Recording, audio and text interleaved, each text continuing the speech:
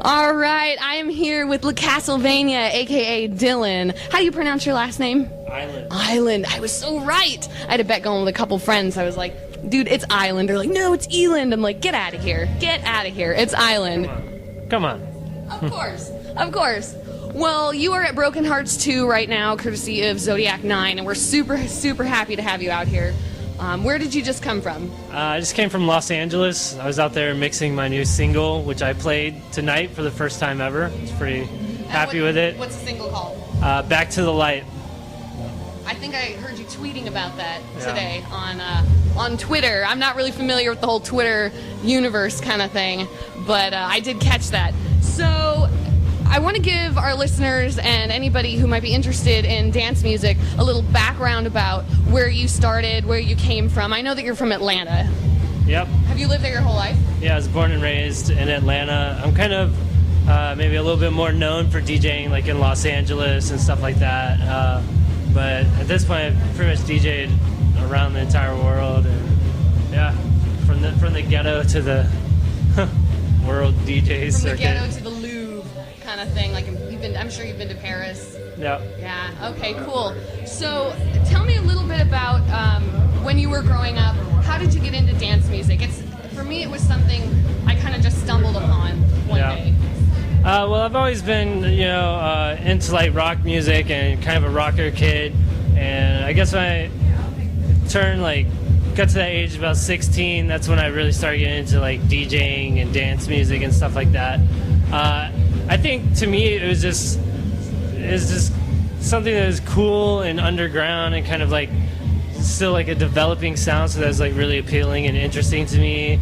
So that's really how I discovered it, and my like taste have kind of grown and changed over time. But yeah. Right. Do you remember what your first record was that you ever owned? Oh no, I don't. I've had so many. Oh, I can only imagine. I can only imagine. I know that you started spinning drum and bass. Yeah. When you first started. Yeah. How's the scene in Atlanta?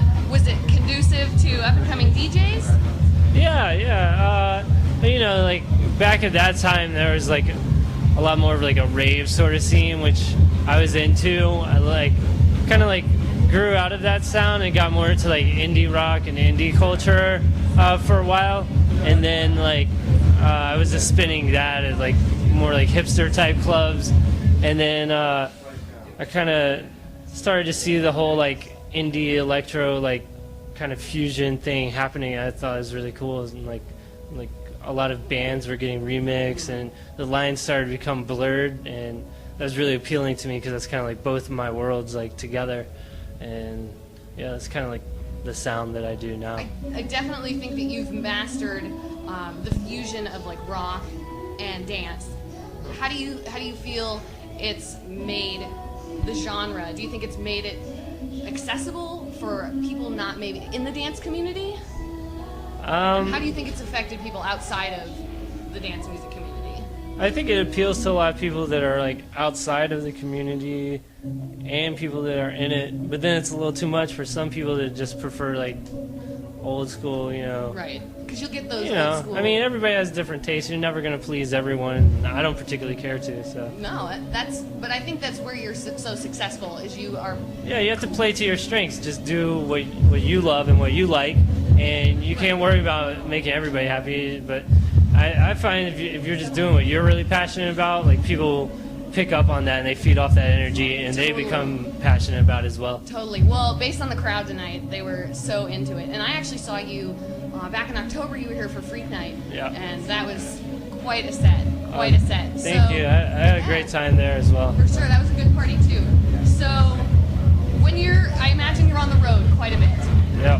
How do you manage to produce and while you're on the road? I was actually working on a new remix for Dim Mak Records on the airplane on the way here. I do a lot of my tracks and remixes just like with my headphones on the airplane on a laptop.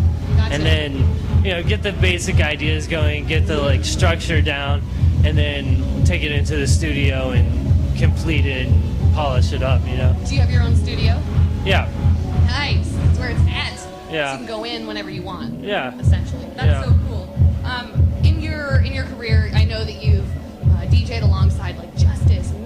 Crap, some of these huge names. Who have you most enjoyed playing with? Oh, Boys Noise for sure. Boys Noise and Soulwax. Just amazing artists, amazing musicians. Boys Noise is like the most like on point DJ ever. Like it just destroys it every time. So sweet, awesome. I wanted to ask you also a couple of questions in my what I like to call the rapid fire round. Are you ready? I don't know. It's nothing offensive. I guess we'll find out. I promise. Question number 1: where do you buy your records? Actually, at this point, all my music is sent to me direct from artists, or I'll like find stuff on like blogs or whatever. But most of the stuff I get are just from friends and homies or something I made. Oh, the internets. Yeah. Okay. If we were in your car at age 16, what would be in your stereo? Like Ram Trilogy or like Diesel Boy or some like old drum and bass. You know he's actually in town tonight, right? No, I didn't know that. Oh, he is. Actually, I owe him a remix. I'm actually almost done with it. But I did a remix for Diesel Boy of a drum and bass song. I made it electro. An old track called Invid. It was on 6th Session. That's awesome. Kinda Are you ever random. gonna get that to him? We'll see. It's been a while. I'm sure he understands you're extremely busy. Yeah. Perhaps you can enlighten me. What the hell is new rave? NURAVE. Do you know? Because I have no idea. Yeah. I'm stuck in old rave. It's kind of a goofy term for like the whole like indie electro revival of like rave that happened. I think that's already like pretty much over. Okay. It's just kind of like it's just dance music. It's just a fucking party. Maybe it was maybe it was an East Coast thing. 'Cause I didn't see it here. It's more of a UK thing actually. Okay. It was really big over there, but Awesome. yeah, I think that's pretty like played out at this point. Fair enough. I missed it, and that's all right with me. That's okay. It's okay. You're not a trend follower, trend setter. Hell no. Clearly, I like with this hardcore. interview. If you were to throw your own party, who would you book? I do throw my own party, and I book myself. Yeah. You can rely on yourself. You'll be on time. No, I pick up homies, just like good friends. I have a lot of friends in the DJ circuit, so I put on like Kill the Noise, Treasure Fingers, Computer Club, Designer Drugs. People in the same circuit as what I'm doing. Gotcha. I think that's smart. Do you have a favorite non-electronic artist? The Mars Volta. Yes. I hear like a round of applause around the room. Awesome. A favorite quote? It's never too late to be what you might have been. It's never too late to be what you might Remember have that, kids. That's a good one. And then, have you ever seen the movie It's All Gone Pete Tong? I haven't seen that. I'm like the last DJ who hasn't watched that, but I hear it's pretty awesome. It's pretty amazing. There's a point in the movie where Frankie Wilde says, Ibiza is ... If you were to finish that sentence, how would you finish it? Have you been there? What is this? Ibiza, the island off of Spain. Oh, yeah, I've never been there, so. We'll just leave it. Ibiza is ... To be continued. To be continued. And a very important final question. You're familiar with Alex Trebek from Jeopardy, correct? Yep. Okay. Do you prefer Alex Trebek with or without the mustache?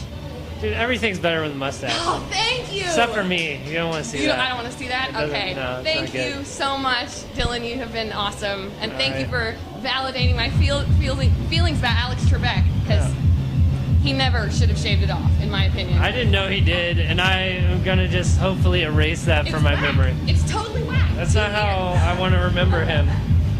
Well, neither do I. Anyway, thank you so much for coming. Do you have any websites you want to plug? Yeah. Anybody that wants to check me out, just hit up like CastleVania.com. Gotcha. I'm on Twitter and all those other things. That you have my website, you'll check the links. Nice. Oh yeah, we've got like 12 or 15 like free songs for download on there and everything. So cool, very cool. Check it out. Right on. Well, thank you so much. It was really nice to meet you. Enjoy Pleasure. your stay in Seattle.